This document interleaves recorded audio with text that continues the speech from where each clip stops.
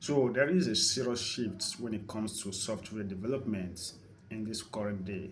All right. So with the presence of that AIs that we have in the industry right now, a lot of things has actually shifted, and a good number of we really need to like adjust and start using some of those tools. All right. But there is a way that these things should actually be used, because a good number of people are actually missing out on using these things that we are just talking about this AI or this agentic AI coders that a lot of people are actually using. And I made a post a few days ago, I think maybe 3 days or even yesterday, and I was talking about vibe coding, all right, especially when it comes to that of the newbies and the way that they are using it. And I tried to mention that the AI that they are using is actually stealing their mental memory. And I mean that, all right, even though a good number of you came against me in the comment section of that particular post, which is fine. But the point still remains, because there is even a good number of people who actually saw the point that I made in that particular post here on Facebook, actually. So if you want to follow me on Facebook, go to just type at Code Kinder. You should be able to find me there, and then you can follow me, give me a follow on Facebook. So here is what I mean by talking against AI and vibe coding when it comes to creating software development. And I made mention that it's going to take away your mental memory, and that is really true. How does it do that?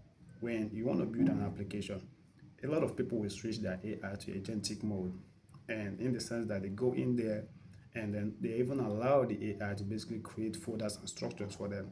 So if you have like a file where your database credentials should be, they don't even know where that is. All right. Or maybe you want to cut off the header and then the footer region of your web application and put it in something like an includes folder.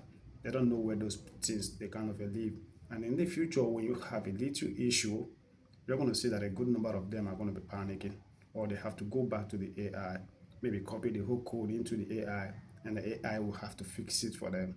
But that's just a wrong approach to building software. Now, this advice I want to give is this: if you are basically a newbie in software development, here is how you want to use AI. Basically, if you want to use it to maybe learn, that's fine. But if you want to use it to build large application, here is how to structure it. You want to structure your prompt in such a way that don't let the AI to basically create folders and the files for you. What you want to do in your prompt is to tell it to lead you every step of the way. Be the one to create the folders and files. So when it is time to maybe generate maybe .env files for your credentials or some of those stuff, it can tell you like, okay, create this particular file .env file, and then you go ahead and then create it. Then it will generate a code for you. Once it generates that code, it also offers you the opportunity to take a look at it. If the code is not good, you can always correct it and then move on to the next thing that you basically want to do. But a good number of us just we jump into maybe switching to agentic mode, where the AI goes into our system and then create files and the folders and then generate codes that we're not even aware of, which is one thing that I basically don't like. And that's why I was talking about the fact that it steals our mental memory. So to the newbies, this is how to use your AI, and just prompt it properly. Allow it to walk you through step by step while building your application. Be the one creating your folders and subfolders, and then be the one creating your files. Anything that has to do with those, so that it will offer you the opportunity to take a look at your code and then know what is going on. So that in the future, if you want to edit anything or something goes wrong, you know where to look into and then correct stuff. So that's just basically what I want to let you guys know.